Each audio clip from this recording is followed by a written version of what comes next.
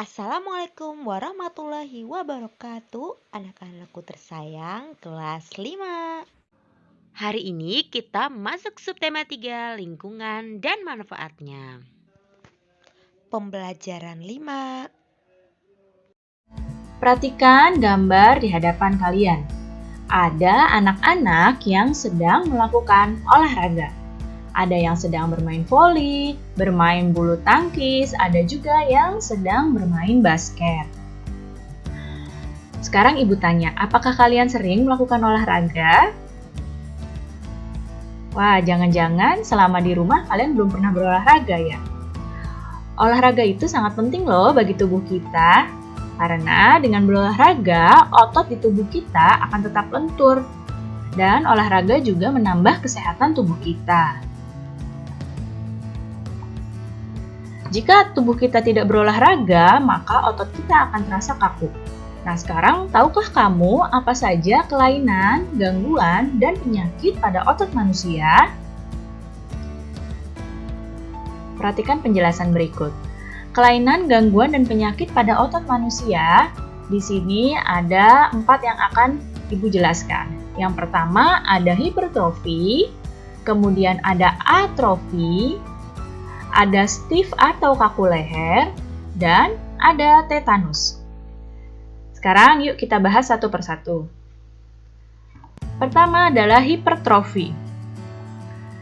Nah, hipertrofi adalah kelainan otot yang membesar dan menjadi lebih kuat karena sel otot diberikan kegiatan yang terus-menerus secara berlebihan. Bisa kamu lihat di sini, lihat panahnya, ini adalah gambar otot yang normal. Sedangkan gambar yang sebelah kiri ini, yang di panah ini adalah otot yang hipertrofi. Bisa hipertrofi karena otot ini terus-menerus bekerja atau terus-menerus diberikan kegiatan.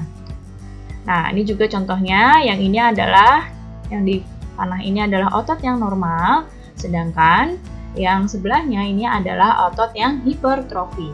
Jadi hipertrofi itu ototnya membesar ya, dan menjadi lebih kuat karena selnya terus-menerus diberikan kegiatan. Yang selanjutnya ada atrofi. Perhatikan di sini, atrofi adalah kebalikannya dari hipertrofi. Nah, lihat yang ada di gambar ya. Kalau atrofi itu adalah kelainan otot yang mengecil, lemah, dan fungsi ototnya bahkan menurun. Perhatikan di sini ada gambar otot yang normal ini seperti ini.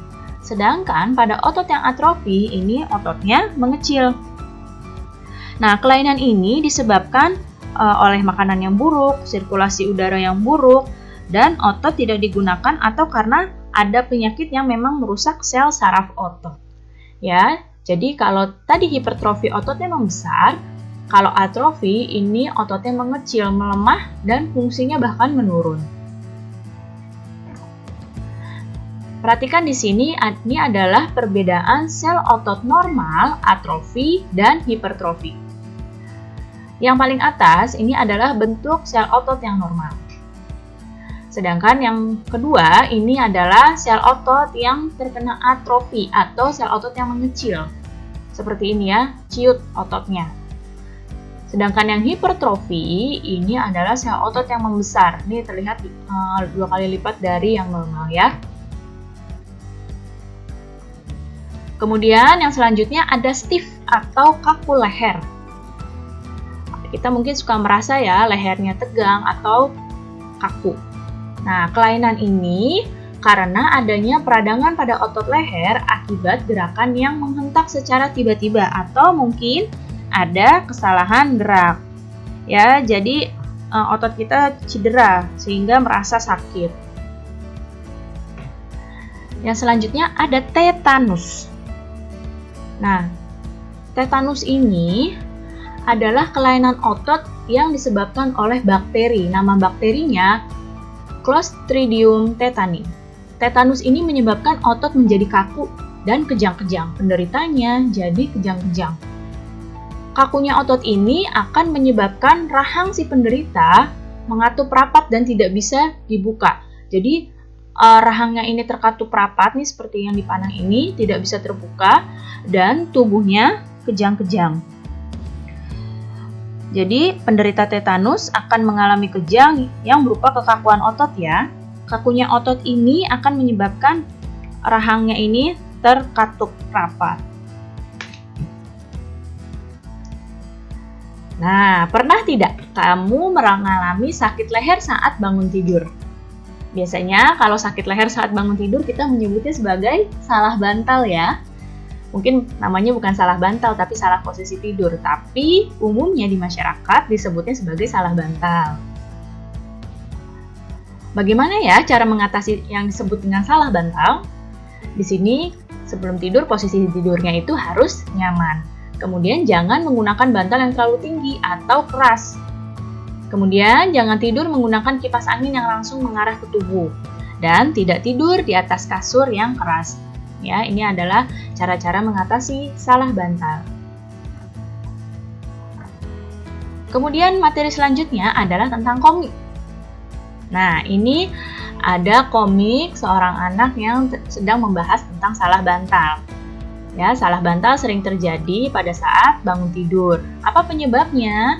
Salah posisi tidur.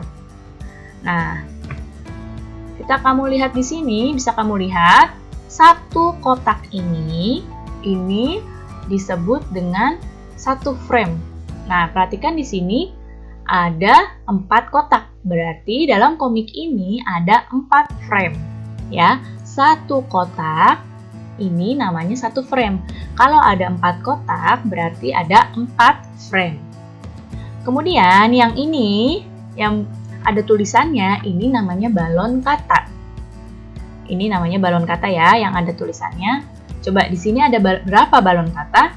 Kita hitung, 1, 2, 3, 4, 5. Dalam komik ini terdapat 4 balon kata dan terdapat 5 balon kata dan terdapat 4 frame. Apa saja ya ciri-ciri komik itu? Komik itu hadir untuk menyampaikan cerita. Kemudian ciri-ciri komik yang kedua adalah proporsional, yaitu teks dan gambarnya membuat pembaca langsung seperti terlibat di dalam cerita. Kemudian menggunakan bahasa percakapan, yaitu bahasa yang digunakan sehari-hari. Dan biasanya komik itu bersifat kepahlawanan. Jadi cenderung membuat pembacanya mempunyai rasa atau sikap kepahlawanan. Kemudian ciri-ciri komik selanjutnya, penggambaran wataknya itu sederhana. Tujuannya supaya pembaca dapat memahami pesan dari cerita. Dan yang terpenting, ciri-ciri komik adalah mengandung humor. Baik, cukup sekian ya penjelasan Ibu pada pertemuan ini. Mudah-mudahan kalian dapat paham dan mengerti.